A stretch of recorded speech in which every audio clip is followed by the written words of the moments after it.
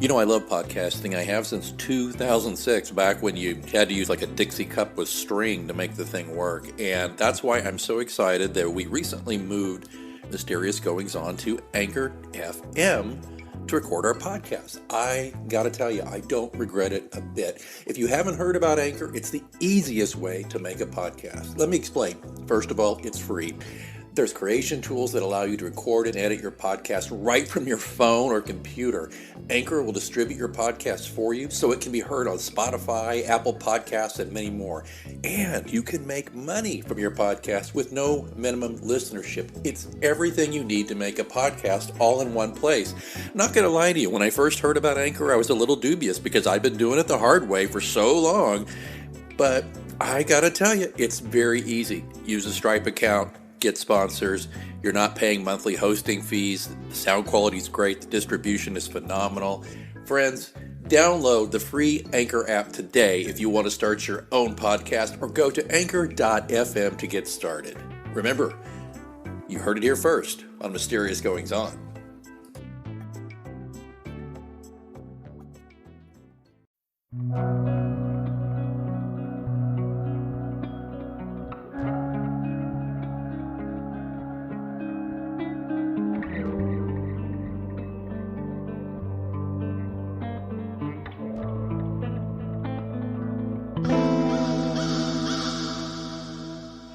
Welcome back to Mysterious Goings On. It's me, Alex Greenwood, your host. And you know, there is a wonderful old Burt Bacharach, Hal David song, What the World Needs Now. And it has been on my mind quite a bit the past few months, particularly, though, the past couple of weeks, as we have seen our nation, indeed our planet, riven by a global pandemic, as well as in the United States, some tremendously destructive and actually tremendously revealing views of violence, racism, and issues with law enforcement in this country. And so I frequently find myself just thinking, you know, what the world needs now is love.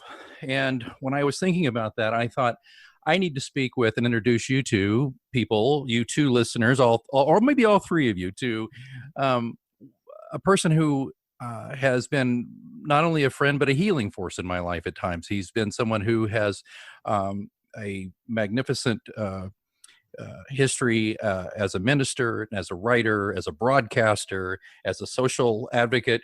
But more than that, he is indeed somebody I think you're going to enjoy meeting. He's Robert Lee Hill, and he is a nonfiction writer, poet, and community consultant for nonprofit organizations focusing on social justice issues, including quality education for all students in the Kansas City public schools, empowering citizens through voter registration, and quality health care for all. He has written or edited 9 previous books, including The Color of Sabbath, Hard to Tell, Life's Too Short for Anything But Love, and the book we're going to talk a little bit more about today, All You Need Is More Love, a Caroline Street Press title. Robert Lee Hill, welcome to Mysterious Goings On. Hey, Alex. Yeah, it's really strange to hear you call me by all 3 names. I don't think I've ever done that, have I? I don't think you have. You know, you've always been Dr. Hill to me, and then we became more friendly, and now you keep telling me it's just Bob, Alex. That's right. That's right. Bob, you heard the lead in, and you know, and you're living what's going on. And the reason I really did want to speak with you, I wanted to speak with you for a long time on the show, but it just seems the timing right now. Is it just too much to ask that people still believe in love? No. It's good to remind them that love is absolutely at the core of what it means to be human. And that loving each other more, especially in times that are dire and down and very dour, really is a time for to make a difference with their love. I will tell you, this is a pretty big moment in our journey as the human race and our journey as the country called the United States right now. And I just want to applaud my newfound millennial and Gen Z friends who, and I don't mean Gen Z, I don't mean that's a play on frenzy. No, I mean Generation Z, Right. These the Gen Z friends and the millennial friends who are leading the way in bringing to light the need for transformation and change and reform with regard to racial justice in this country. But it also looks like it's spreading around the world as well. So I've been trying to think historically, what has happened? Is this a combination of the television cameras that were focused on Birmingham when the hoses were let loose on the protesting students, or Emmett Till's dastardly lynching-like murder? Or was it like the 16th Street Baptist Church bombing? What has happened to galvanize the attention and energy of our whole country, where 70 to 80% of us believe that racial discrimination, racism, and racial disparities are to be attended to now? I just commend the youth of our country. This is not to excuse any violence, and as you well know, Community Christian Church, where I was pastor for 30 plus years before going into semi-retirement and being named minister emeritus, it's been tagged, so to speak, with some horrific words and outlashings. By the way, I don't think the majority of the protesters did that. I think that there were some outliers. I would like to understand if some white nationalists posing as left-wingers, it did, in fact, maybe do some of the violence around the country, maybe even in Kansas City. But it has been hugely peaceful. It's been magnificently quiet in a way. There was even a silent protest yesterday where not a word was said nor a word was yelled. It was just silent presence. So I'm commending the protesters on moving us forward. How have you found the really beyond Mr. Floyd's horrific end, but I know you've been watching, obviously, since Community Christian is right there on the plaza where we've had Kansas City's demonstrations. Right. I'm certain you've seen the video of the young man who was doing nothing more than talking to the police, who then, after hearing a bit, walked right up to him, I believe pepper sprayed him and put him down and handcuffed him. Did you see that video? I saw it out of the corner of my eye. Yeah, I've seen snatches of it. That person will be disciplined. That person doesn't deserve to wear the blue of the KCPD. And I think that Mayor Lucas, who's done a fantastic job of adjudicating and maneuvering through these straits, plus the police chief will deal with that in the proper way. I expect them to. Bob, if we can just let's harken back a little bit to your youth, about 10 years ago. And yeah, thank you. But you know, one of the first things when I first moved here, you of course, my great mentor, the late Reverend Jeff Hamilton, he was a community. He was from here, and he basically introduced me to you. Right. Long distance. And you took me to lunch at Gates Barbecue. You probably don't remember this. I don't remember that. You really? Did. You were wearing your black leather coat. Yeah, I remember it. And really? Yes, and I'd never been to Gates. So. Oh, really? What a pleasure for you. It was total pleasure. And and I remember, by the way, somebody kind of buttonholed you to the side and said, "Hello, Dr. Hill, Reverend Hill," and talked to you. And I was, just watching, and I thought, I'm in the presence of a bit of a rock star here. But no, I'm not flattering. It's completely what happened. So then we sat down. But the point is, you told me about your life, and you told me that back in the days in Vietnam, you were a conscientious objector. You chose not to go. You have deep political, religious, spiritual reasons not to. Is that correct? Am I remembering that correctly? Yes. It's important to say what I did believe I could and should and would do. It was that I could not bear, at that time, I could not bear a weapon, and I could not kill somebody. I didn't mind serving my country, and I did because I was drafted. At the age of 19, kind of yanked out of TCU and was plopped down through some very, very fortuitous and blessed coincidences, which we don't have time enough for your show. I was plopped down in South Central LA and worked there as a youth and family worker for 2 years. And that confirmed a sense of what we call in the religion world or church world a sense of call to be a pastor, to be a preacher, to engage in that priestly and prophetic action that ministers do. So I had grown up in Brownsville, Texas, and my mother had taken me with, she was a public school nurse. She had taken me with her to do inoculations on the levees of the Rio Grande River, where certain of the students lived. They lived in shacks, incredible poverty. Where we lived, Cameron County was the poorest county in all of Texas, one of the poorest counties in the United States. I did not know that we were poor until about 25 years after I ever left there. I went back and said, oh my God, we had nothing, and looked at our house, and I figured out something, Alex. You know, there's a machine that somebody has, and they go around and shrink the house that you grew up in. But when you go back there, it is not as grand and as glorious as you remember. Anyway, so at 2465 Hip Avenue, we were the only Anglo family in a completely Latino neighborhood, and in a city of about 75 to 80,000 people then, that was 95 to 97% Latino. It is the same to this day. So anyway, that was a blessing for me. I knew Spanish cuss words before I knew English cuss words. It was a great place to grow up. I got good education there.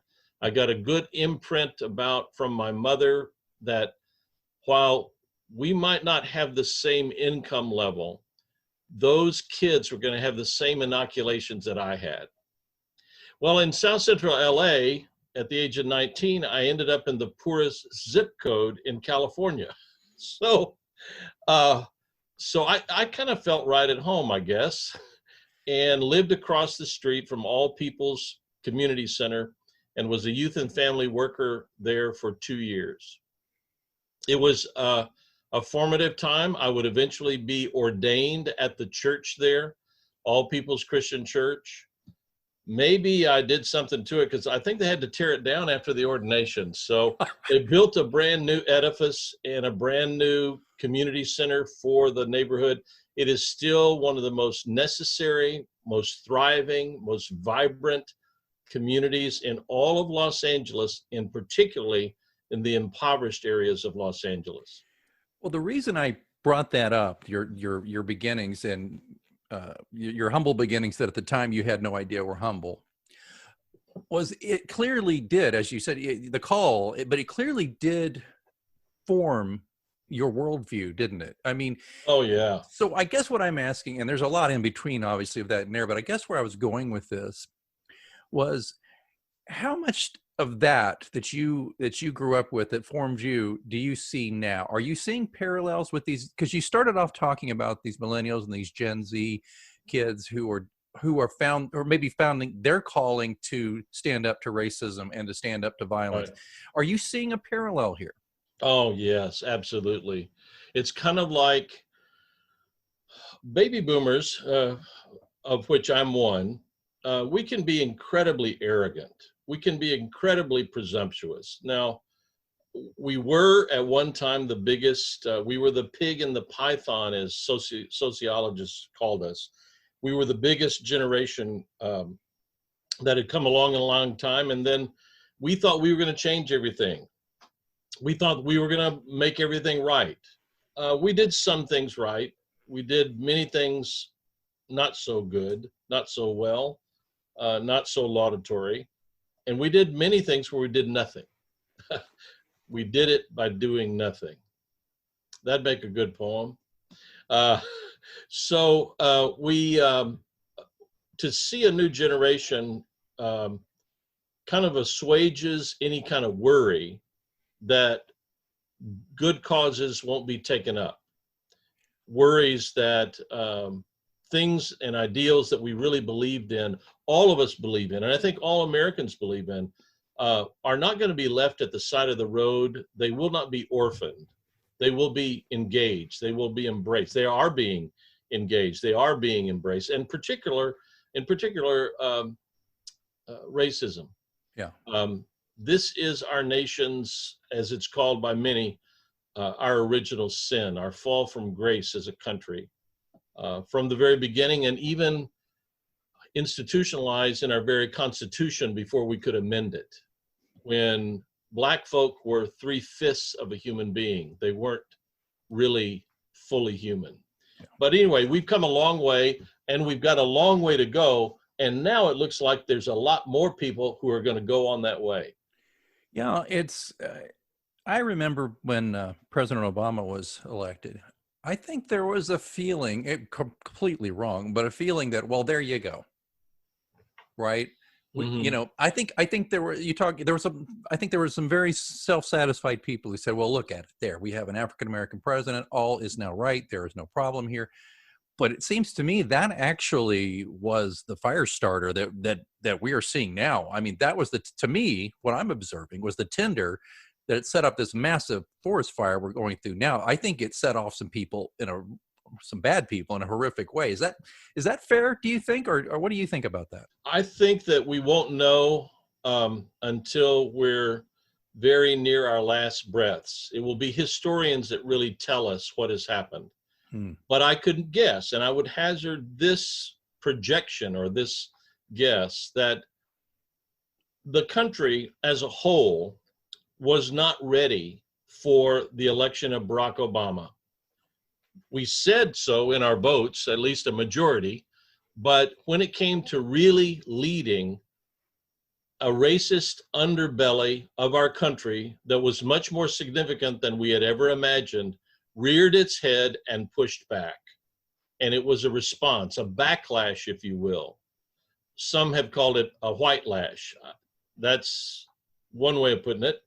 But I think we're seeing a kind of, not balancing, but a redress of the lesser demons of our nature to parallel the better angels of our nature, the lesser demons that were let loose by an endorsement of white nationalism, by an acceptance of resistance by the birtherism that President Obama was accused of abiding in and benefiting from, meaning the birtherism was the critique that he really wasn't a citizen. Right. Some people just couldn't get it in their framework, in their mental, spiritual, emotional framework that a Black man could be their president. That's so sad and so kind of diseased. That is pathetic, but that's where I think obviously a significant portion of people were and are even to this day. But now the pushback has come to the pushback. And we're seeing folks that are saying, no, I believe in equality. I believe in people getting a fair shake. I believe that you should not be knelt down upon with a knee upon your neck when you are already under restraint and cuffed. I believe that that's wrong and that that's murder. And I think that we're seeing our young people, to quote a great source, and a little child shall lead them. We're seeing a new generation lead us to really engage that. I have been amazed at how quickening, or the quickening within police forces, within mayors, within a Republican senator just last night, who are embracing the Black Lives Matter moment that has been going on for a while, for at least 6 or 7 years, and they're embracing it now. The NFL. The NFL. And it'll be interesting to see if Colin Kaepernick ever gets another shot at playing. That guy. We'll see. He's owed an apology. Let me talk about your time in the ministry, and I want to connect it to this. So 30 years in the ministry, a huge chunk of it being at Community Christian, which was and is a force for good in our community. You're nice to say. Well, as an aside, I started my spiritual life in not a great way. It was a different denomination. You may not recall it. I'm from Oklahoma. Think hard. Yeah, yeah, I got you. I think Okay. I know that story. Right. And then I found some places accepting and loving, and that worked for me. But in all of your ministry, certainly, surely, occasionally, you must have had to, even from a parishioner. I don't know. I'm just putting this thought to you, who maybe did not care for Black folks. Oh yeah. Did you come Yeah. across that, first of all? Oh yeah, that happened. I've actually been in ministry, technically speaking, for 42 years, but at community 30 plus.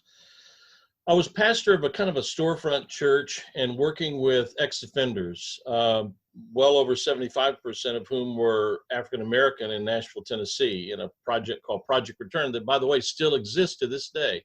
Unbelievable. I got to be at the founding of it and the creation of it. So, but on the weekends, I was pastor of a small church. And in our very small congregation, we probably had 25 to 30 people on a Sunday morning. One family had a biracial marriage in it, and the patriarch of the family would not really accept his African American son-in-law.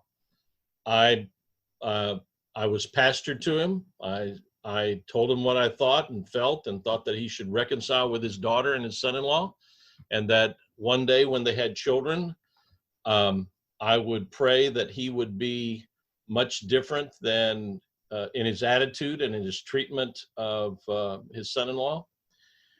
And then the couple had a baby. And this man heard about the baby and saw flesh of his flesh, even though a generation removed. And his wife, the grandmother of this new boy, new young baby coming into the world, was in love with the child. And he saw the child and he embraced the child. And then he embraced his son-in-law. And then I gave him support and encouragement and affirmation for encountering what he might encounter elsewhere once people heard about his grandson. And at a big manufacturing plant where he was a member of the union there and part of the workforce, somebody called his new grandbaby, his new grandson, the N-word, and he stood his ground and he said, "Don't you ever use that word in my presence ever again about my grandson, about my son-in-law, about me, or about anybody else, not in my presence. If you do, you're not my friend anymore. I'm done." So that was pretty transformational. And that was a long time ago. That was 40 years ago. At community, we even had a member who'd never attended. I didn't even know who she was, but we called as an associate pastor an African-American woman who turned out to be one of the most spiritual, one of the most caring, loving, compassionate persons we could have ever had in that position. And she was and would remain beloved all up until the time she abandoned us to go get married. And how dare she? How dare she? She is now what we call a regional minister, like a bishop in our denomination, and one of the most precious persons I have a relationship with the ministry anywhere. At any rate, the letter came in, person saying something very derogatory and accusing me of a lot of things, and I won't go into the sullied and untoward rhetoric she used. And I just said, well, good. Okay, good. We don't have to deal with that anymore. Send her "we're sorry you're leaving. Thank you very much. We wish you well on your journey. And we don't have to deal with that obstacle anymore. Thank you." I wasn't that blunt with her. I was very courteous in the letter, but there are some loss. There are some costs when you take a stand or when you do certain things that show what you really believe. To me, the parallels are interesting here because the previous story, until the man saw the baby, the Right. grandbaby, right? And it's just like until the world saw what happened to George Floyd, and there was no question what happened to him. He was murdered. Exactly. And then so there's that. That's something I think is so important, is that I think people have to see with their own eyes. And now that the entire world is basically a giant security camera, because everybody's got one, which, as an aside, it astonishes me, by the way, that some police, knowing full well they're being filmed, are still doing incredibly horrific things to people. It's just, They haven't come into the 21st century with regard to tech savviness. They haven't. Or anything else. but my point, and then about the last thing you said, though, this is something that this was a thing about the ministry and about spiritual leaders like yourself, that it took me a long time to understand is, and this is not the first time I've kind of heard you say that or observed you being, I love everybody, but I'm being candid and blunt and paraphrasing. I love everybody, but I don't have to put up with all your BS all the time.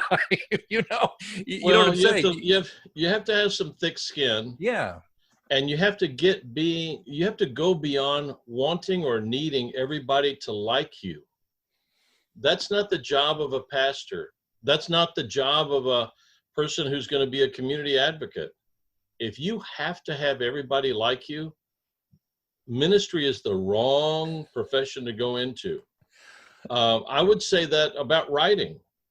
If you have to have everybody like every jot and tittle you put down on a piece of paper, well, then number one, you're going to hate your editor. You're going to hate your proofreader. You're not going to be open to healthy, wonderful criticism that will make you a better writer. Right. And the criticism helps, even when you disagree with it, it helps a pastor, a minister, a preacher become more honed. It helps you, as we say, sharpen your axe. Right. It helps us all become better at what we're doing. So critique is really important. And if you can't receive it and then say, no, you really don't know me, and your argument is specious, or it's really too emotional to even engage in a rational way, or you're abiding in bigotry in your response to what I've done, if you can't do that, then you really shouldn't be in the public square, and you shouldn't be dealing with very many people. That's so great. And that transitions right into the writing. All You Need Is More Love and 101 More Musings, Essays, and Sundry Pieces came out late last year, right around Christmas, right before. Yep. With Caroline Street Press. And there's a foreword by a U.S. representative, and speaking of the public square, U.S. Congressperson or Congressman Emanuel Cleaver II, also a minister, does the foreword. It has these wonderful blurbs in it, and I'm pretty intimate with this book. I've read it technically 3 times, and and I'm going to tell you, listeners, it's a treat. And one reason we got Bob on at this time, by the way, it's been out in paperback since around Christmas, but it just in May came out as an ebook. Bob wanted to hold off on that whole newfangled ebook thing right away, and he was smart to do so because you did a bit of a book tour around the area, didn't you? Around the area, and mostly in congregations, and then a little bit on social media.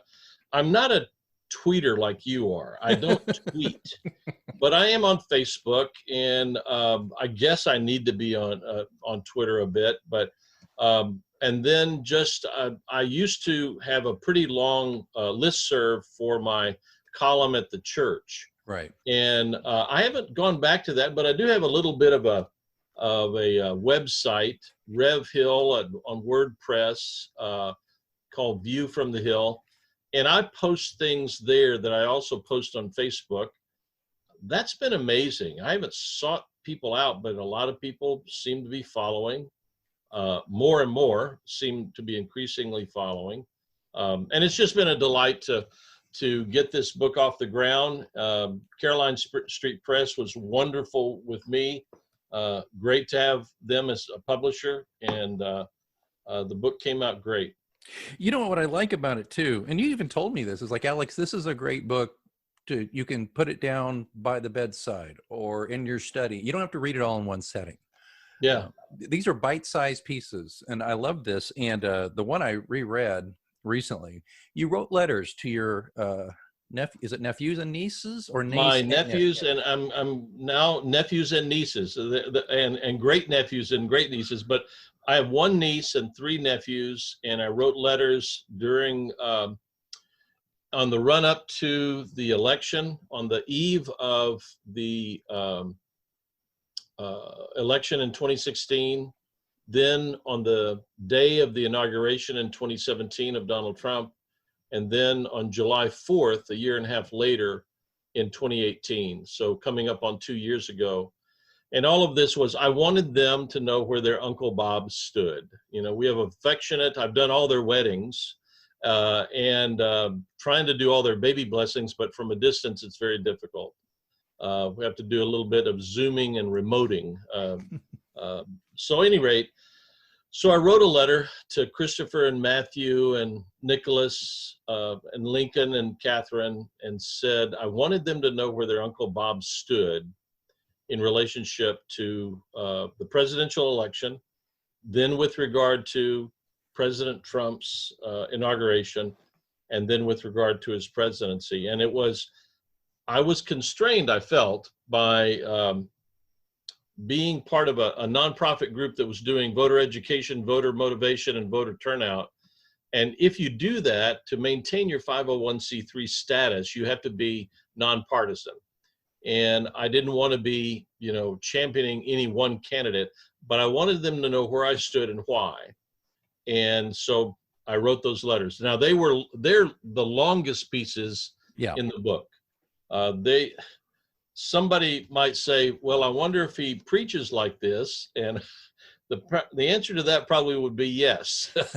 Not as discursive. My paragraphs aren't that long. The sentence is not that complicated in the preaching moment, but they are sermonic in the best sense of that word. So and it was to take a stand for what I now believe is a very bad choice that our nation made. We made it. It is our choice. It's not, nobody else did it. I'm not blaming anybody. We did this. I didn't vote for Donald Trump, but I would never, ever, it's only the reasons for my not voting for him have been proven again and again and again in subsequent years. Okay. Do you? Not to be partisan or anything. Not at all. Well, here's a question for you. This might be tough for you. Maybe it won't be. If do you believe Donald Trump deserves to be loved? Oh yes, that's an easy one. Everyone deserves to be loved. Does he deserve respect? No. Does he deserve my vote? No. Does he deserve forbearance with regard to his volatility, his treatment of women, his lack of disassociation from white nationalism? No. Do I need to abide that and say all of those things? Well, he acts like some of them. I have a few friends that are this way. Oh, he's kind of rough around the edges, but I like what he's done for the economy. And I said, have you really looked at the economy and the way it's really affecting you? These are not wealthy people. And if they really were looked at how they benefited or didn't benefit, I think that they would see they didn't benefit, not much. Well, maybe even suffered. There's a lot of people who, like the president, seem to judge the state of the economy by how well Wall Street's doing it. Well, Wall Street is not Main Street. Nope. It's a part. It's an indicator, of course, but I mean that doesn't mean that people have decent wages. Yeah, and the fact that we languish in a minimum wage in Missouri that is, I think, 50% under what would be a living wage. And well, for an individual, not for a family, for an individual, and way below the poverty line. So we could slice and dice all of those sociological factors and come up with good justifications for saying that somebody does not to be elected, does not need to be respected. But to get back to your original question, yes, absolutely. Every human being deserves to be loved. The question that we would have for Donald Trump would be, how do I love him in a way that he would even accept?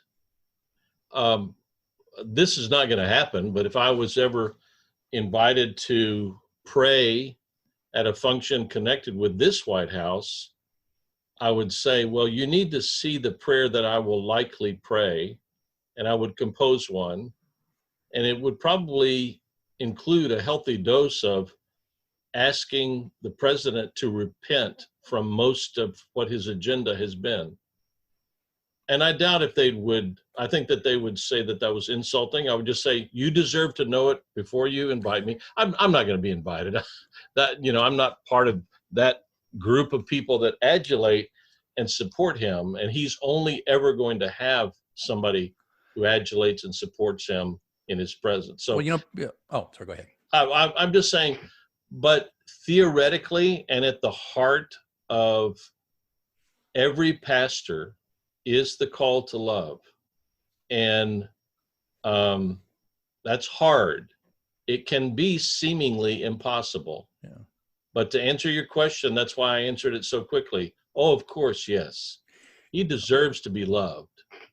If you can't tell, I'm fascinated with people like yourself in the ministry because of that capacity. I don't know if that's just innate or you have to learn that. It's tools of the trade or part of the job, or I don't know that. I'm not that well evolved. I don't know if I could love this guy, Yeah. So I just wanted to hear it from you. Well, love doesn't mean approve. Love doesn't mean just endorse.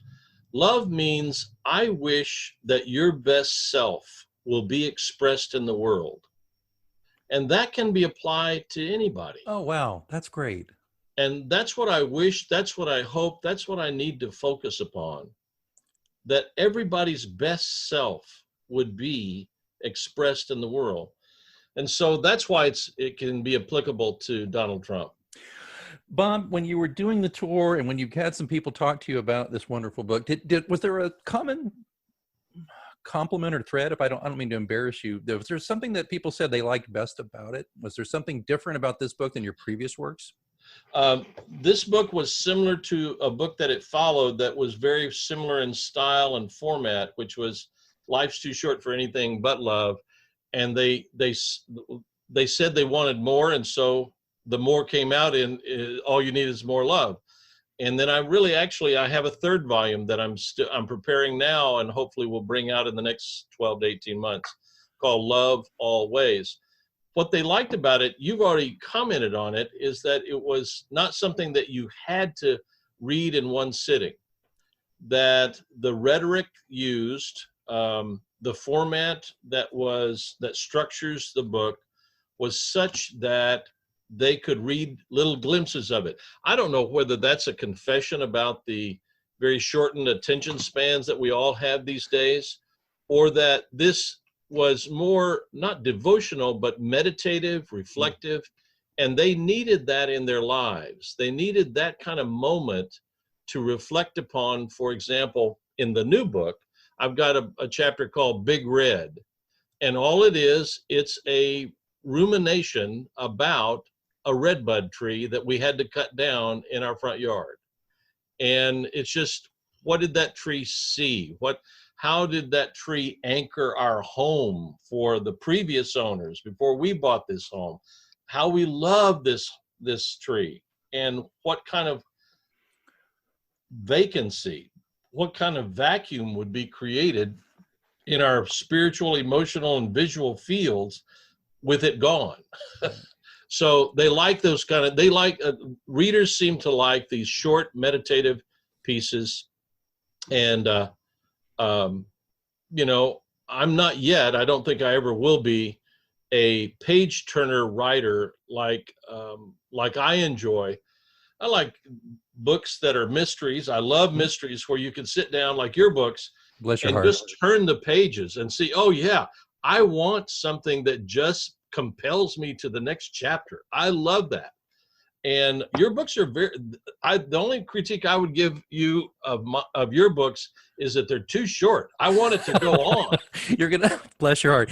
Well, you'll like the new one I'm working on. It's going to be exceptionally long compared to the rest, but thank you for that. Bob, in the time we have left here, there's so much I could talk to you about this, but I want to talk to you, since we're talking writing now a little bit here. And by the way, folks, there will be links in the show notes to get books here, and we'll ask Bob at the end again about his website and where you can find him, and we'll put all those links in the show notes, never fear. So here we go, though. Bob, about the writing, before we started rolling, you told me you had no fewer than 5 things in the works. Now, I'm not saying they're all, a lot of them are already pretty well done, more or less, right? The poetry's written, the most of it, that kind of thing. Right. But you need to put them together for publication. You're going to talk to the folks at Caroline Street, perhaps, and see that. But you still have a lot of writing you are and have been doing. Right. And as we discussed briefly before we started, I have spoken and interviewed several writers, especially since the pandemic. I had Douglas Skelton, who is a very acclaimed Scottish mystery writer, by the way, who I highly recommend, Bob. I think you'd like. We talked about his new book, and he has the most delightful Scottish brogue in the interview. But I was talking to him, and he said that he was having a little trouble focusing.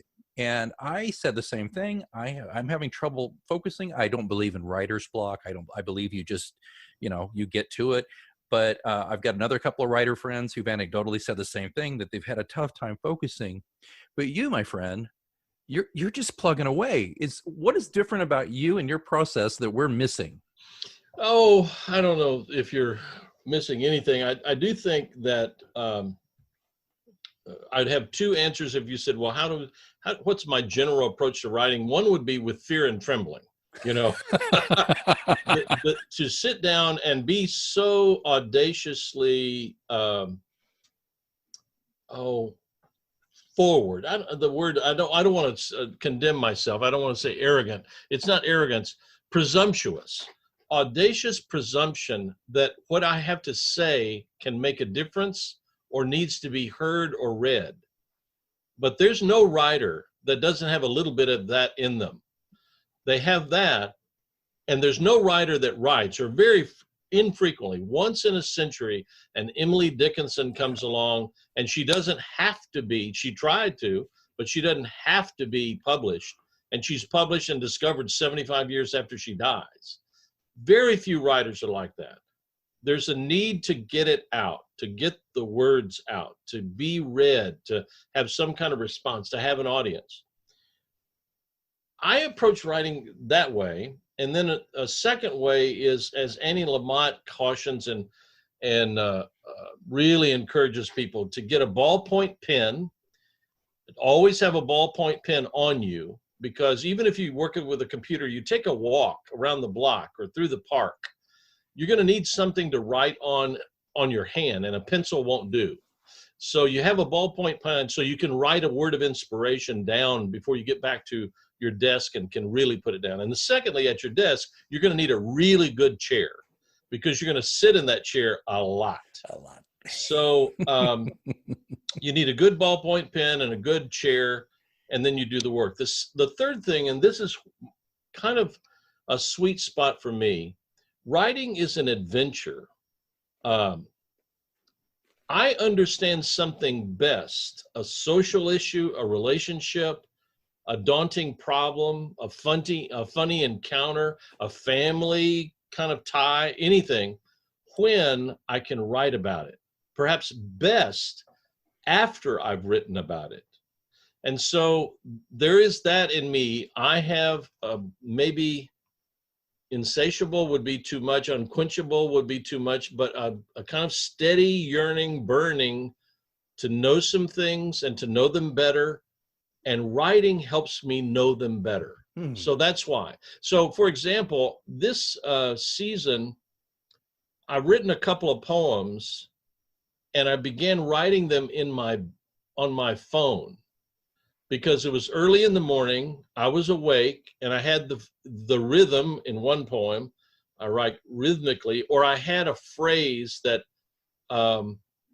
caught me and alerted my, kind of like a burr, it caught my attention and wouldn't let go. and I began writing on my phone. I'd never done that before. I always either write by hand or I'll have a phrase and I'll write it on my computer, but never on my phone. I wrote one of these, the entire poem on the phone. I couldn't believe it. It was done within 25 minutes. Now it took me another about 32 days to edit it to get it right. And I love the editing process. I get that from Raymond Carver. He said he loved the editing process because you get to go over the words. You get to try out new ways, nuances, edges. You get new ways of trying to see how the words can combine. So I've done some formalized poetry that is unusual for me. And then I'm getting back into some free verse poetry now that will probably be arresting to some people. I've written a very short quatrain about cancer that probably can't get published. Anyway, the other thing is I confer with others. I only bring to Caroline Street Press the big kahuna, the thing when it's done. Yeah. But I have trusted they're not mentors, they're to use, they're confrères. I mean, they're compadres, they're sojourners along, they're viators, they're the ones that go along with you on your journey, and I'll send them something. So I wrote something about George Floyd and this repeated question lately. What can we do? What can I do? And I was reflecting on this, and I had 7 things that I wanted to talk about, and I whittled it down to a 5-finger exercise. And my buddy Johnny Ray, I sent it off to him. He liked it, but he said, "Well, Bob, it seems like there'd be more than 5. Could you make it into a 10-finger exercise?" I said, "You giddy up. All right."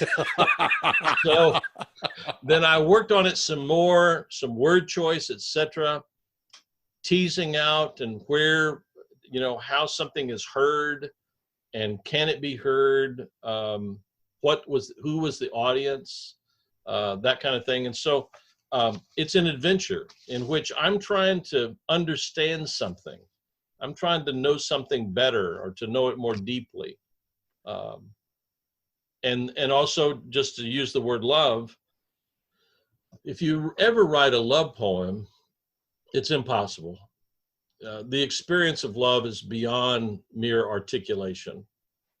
That's why we have this thing called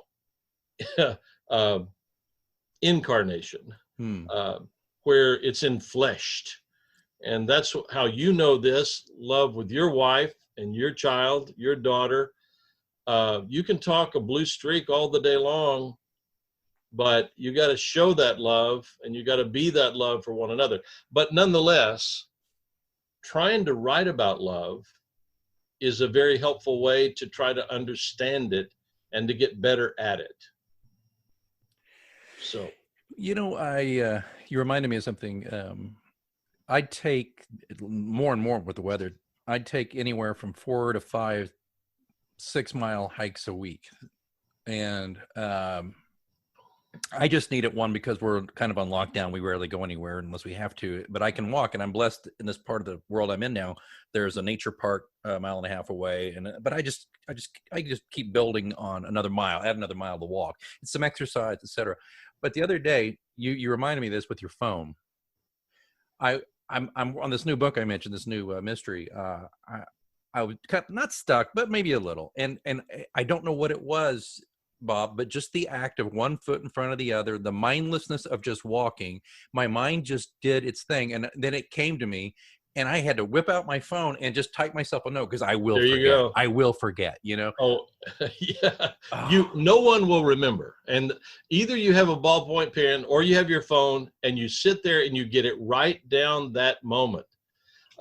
One of my mentors in ministry, a man named Fred Craddock, said, write extended notes when you get inspired. Don't go to your journal and see a line there and say, well, I wonder what that meant. Bird on a wire, bird on a wire, bird on a wire. Write down details, even if it seems seemingly gibberish, because it may be, by the way, you're a novelist. You're trying to complete the story narrative line, the character development, the conflict, the resolution, and then some throwaway thing that you may edit out, that may become the gist and the kernel for another book. You're so right. You're so right. Bob, we're going to wrap up here, but I wanted to ask you just a couple of quick things. And again, folks, well, let me ask you this, Bob. I'm going to say this. I think you can start with All You Need Is More Love, but would you say, is there another of your volumes that you would put ahead of it, or what do you think? No, I would say start with this one. Okay. It's the prettiest covered book that I have. I will tell you that. I think Jason McIntyre helped put this together. This is a wonderful cover. And no, I would say this is, maybe it has better editing. give you some tribute, to give my proofreader editor, David, great round of thanks for what he did. And he, I hope that he can edit and proofread all of my works forever. He's great. At any rate, so no, I would say start with All You Need Is More Love. Then I would suggest Life's Too Short for Anything But Love. I don't think you can find, and this is something that I may have to talk to a publisher about reissuing, the book of poems called Hard to Tell. You can hardly even get that on ABE books. I do have that volume, and it's wonderful. And that's another one that I sincerely, Bob, pull out. I like poetry. I'm not an aficionado, but I can't write it worth a damn, but I enjoy it, and I'll pull that one out and read. But I think that one's great too. But yeah, you've got to reissue some of these. But yeah, and we'd be remiss if we didn't mention that Sonia Schaefer also helped with the cover. Oh, Sonia Schaefer, helped with the lettering, and she's a great artist herself. It's really great. One of the great portraiture artist of in the Midwest. Yeah, she really is. It's kind of nice, Bob. You got you can pull together a pretty great team. You're like the Patrick Mahomes, I guess, of this. Way too generous. So real quickly, what are you, besides your writing, what are you doing? Is there a day job you're doing right now that you care to just mention in general? Sure. I don't mind mentioning that at all. I work as a consultant directly now with the Kauffman Foundation. I've been doing that since 2015, actually. So I'm coming up July 1. I will begin my 6th year with them. Wow. And focus on education. And this has been a daunting but very intriguing time to see how education has been transformed by the coronavirus pandemic. And how do we respond? How do we get hotspots? How do we get equipment, computers to kids, and then the expertise that they need and the correct instruction? You know what it is to be at home with your child. You want the schools to come back immediately, I'm sure. Yeah. So that that's a very intriguing discussion. Also, I've been not so much in terms of my work life with Kauffman, but just as a role of trying to be a force for healing with regard to racial justice.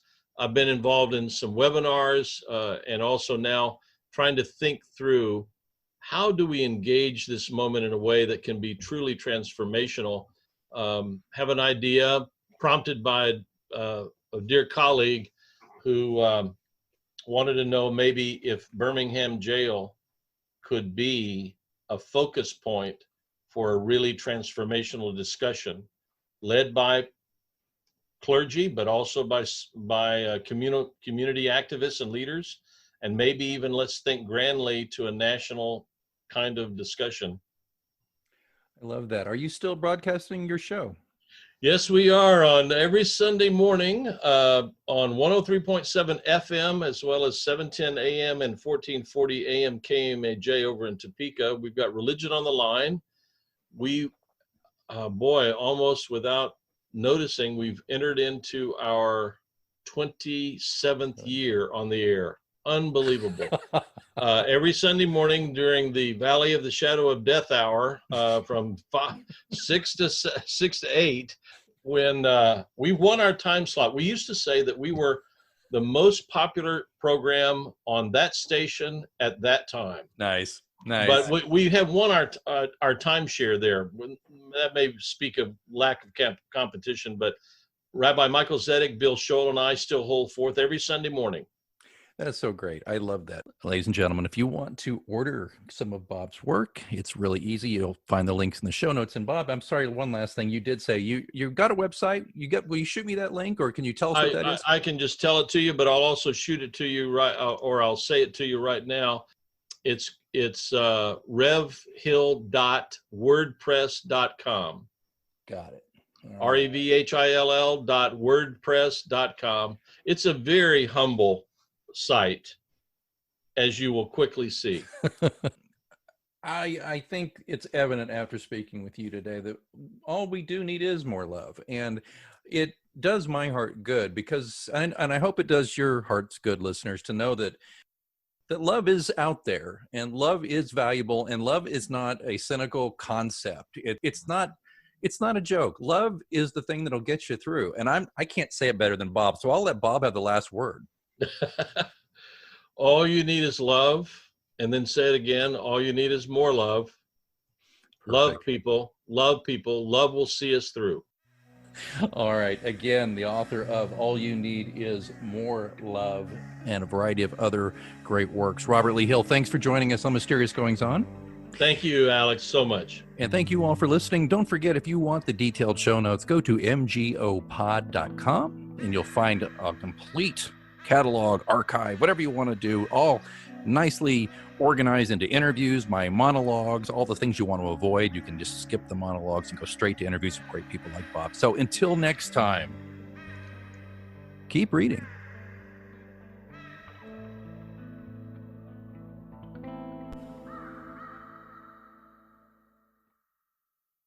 A little flexibility can go a long way. By refinancing your new or used auto loan with PenFed, you can lower your monthly payments for more flexibility in your budget. You can even schedule your first payment for up to 60 days from the date of your refinance. Calculate how much you could save at penfed.org/auto-refi or call 1-800-247-5626 to apply. Membership is open to everyone. To receive any advertised product, you must become a member of PenFed, insured by NCUA. Get a credit card that gives you what you need now. A low interest rate on everyday purchases and a place to transfer high interest rate balances.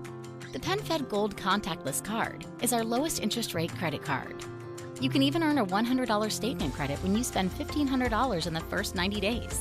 Join PenFed and together we can help you keep more of what's yours. Visit penfed.org/goldcard. To receive any advertised product, you must become a member of PenFed, insured by NCUA.